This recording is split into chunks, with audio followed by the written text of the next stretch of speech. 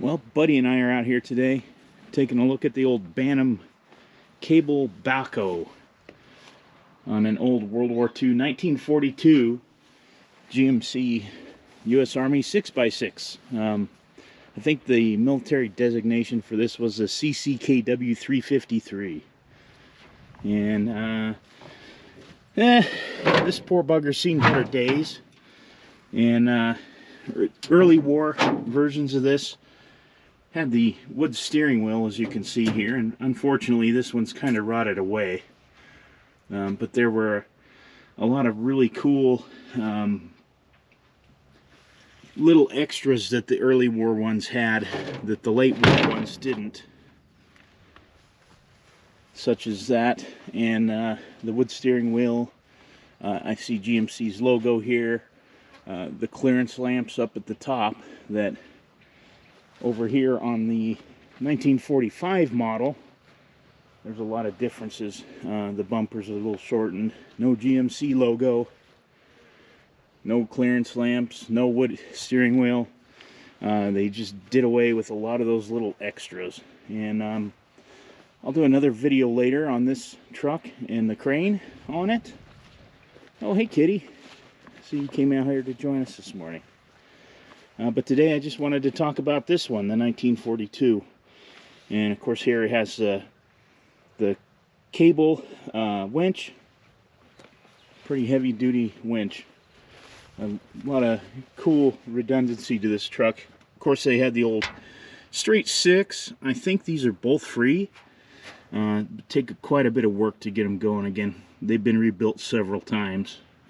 But still could be made operational. My grandfather ran these trucks for Adams City Manufacturing in the 50s and 60s and even into the 70s. And one of the stories he recalls with this particular one, actually my dad, he took it home, this truck, to dig a water line from his new house at the farm up to his mom and dad's, where they didn't have water at the time, no real indoor plumbing. And he would sit in here and operate the backhoe and dig the trench, and then my great-grandfather would ride in the truck. And when Grandpa would get done with a move, I don't know, 6 or 8 feet, then he'd I think honk the horn or let Grandpa know, and great-grandpa would move the truck ahead a little further.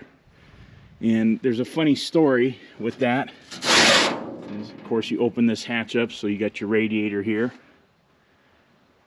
and we'll go up there in the truck and I'll show you around in a minute.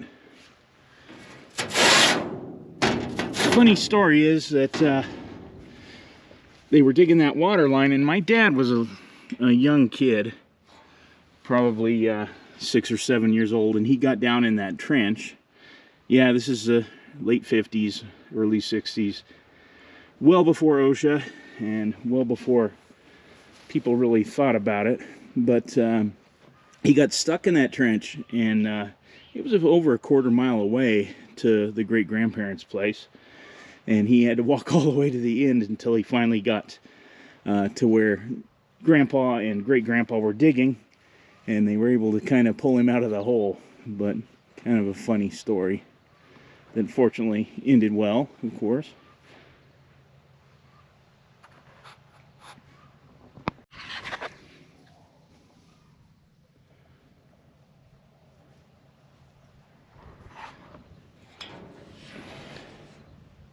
So here's the inside of it, and as you can see, it's a Bantam model 49 backhoe, so made in Iowa. And this particular one has had the head pulled off the engine, which I actually have, and I have a new head gasket for, so I would absolutely love to get this running. You can see the exhaust manifolds there. There's an old fuel tank, and there's the engine back there. So the poor operator, and it's no wonder that my grandfather can't hear very well, but the poor operator would sit in here with that noisy engine all day.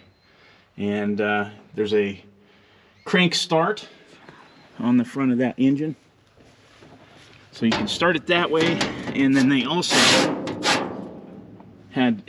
had the electric start. So, and you can see down there, there's the horn that my grandfather would have hit, that horn button to alert the person up here in the cab that they needed to move forward so they could continue to dig. And of course, a lot of times my grandfather would get sent to a job where he would have to do this himself and hop in and out of this thing all day. So very archaic by today's standards, but definitely, according to my grandfather, very good at digging. Even through frost, he was able to do some very heavy digging with this. And let's take a look up inside here.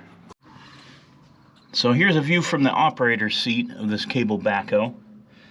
And of course, you'd hop up in here, you can fold the seat down, and here's your swing, your boom and dipper.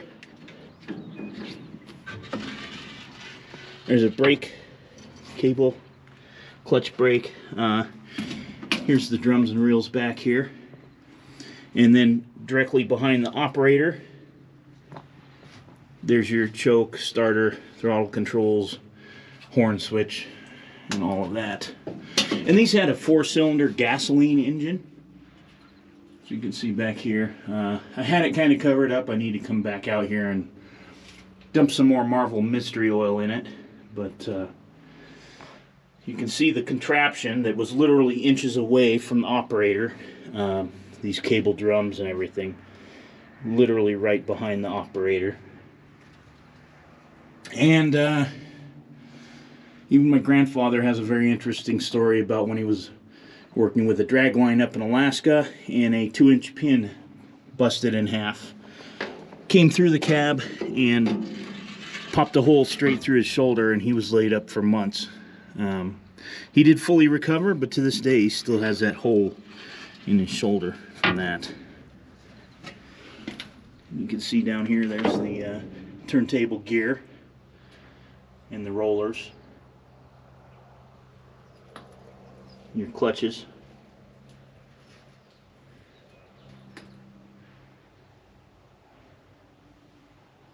But all that being said, it's still much easier than digging anything by hand. And Grandpa dug a lot of basements, water lines, sewer lines, you name it, around the Denver metro area, working for Adam City with this, until he started our own excavating business in 1971 with my father. So we have generations of experience with operating heavy equipment. I see the kitties out there hunting this morning. Hi, kitty. You just want petted, I think. Curious kitty.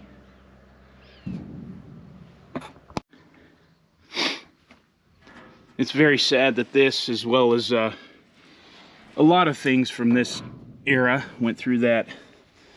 Well, might as well scrap it. It's old, it's archaic. What are we going to do with it? But this one sat outside the fence at Adam City, or inside the fence at Adam City Manufacturing, until, I want to say, the early 90s. And the owner of that company, who was good friends with my grandfather, called him up and said, "Dennis, you're the only one that can run these things. Do you want them?" And he sold them to him, I don't know, for really small sum. And Grandpa and I went and took them apart and loaded them up and brought them home. And I ended up moving them out here because I just couldn't bear to part with them. I just absolutely love them. I love the history, I love the family history, and I just love looking at them. Springs, they've got kind of a walking beam type suspension, so they're more stable with the crane and the backhoe. And as you can see, they really fish plate the heck out of that frame. I mean, this thing's super heavy. But these trucks lasted decades, and they did their job, and still worked. One of the major things that they did on these is they added the Hydrovac brake boosters to both of these trucks, just because of the increased weight. Now, hey kitty. Hi. I'm just talking trucks. Cats love these things, which is good. Helps keep the mice out of them. And the old straight six engine, which is free, but for some reason both of these have trouble with the push rods getting bent. But just a really strong suspension on these trucks. And honestly, this winch has got to be the coolest thing.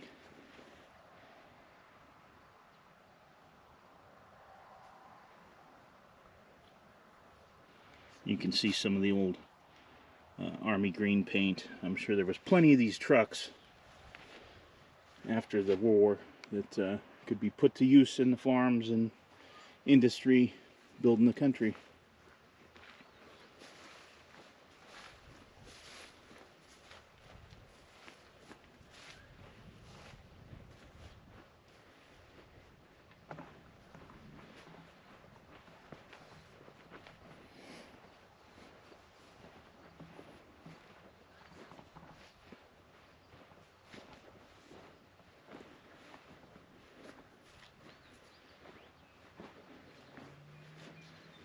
See, the old bucket's kind of rusting out.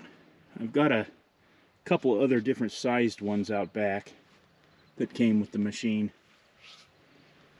but not like I'm going to be digging water lines with it anytime soon, so not too worried about it.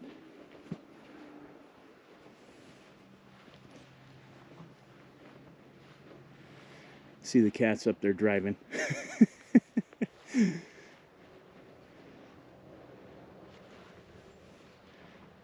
Kitty, what are you doing in there? Yeah.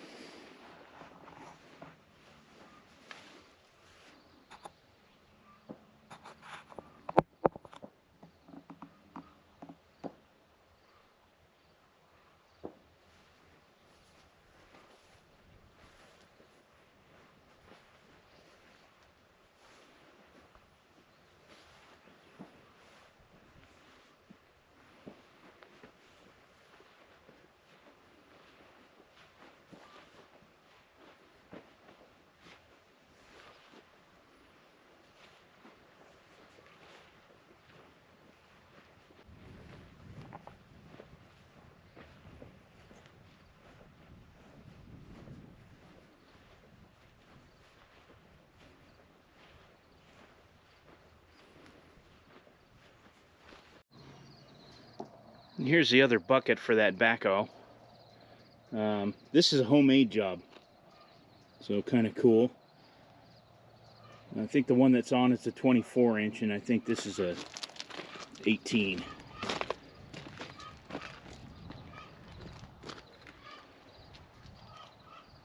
But another one of those things I just couldn't bear to see go to the scrap pile because of the history.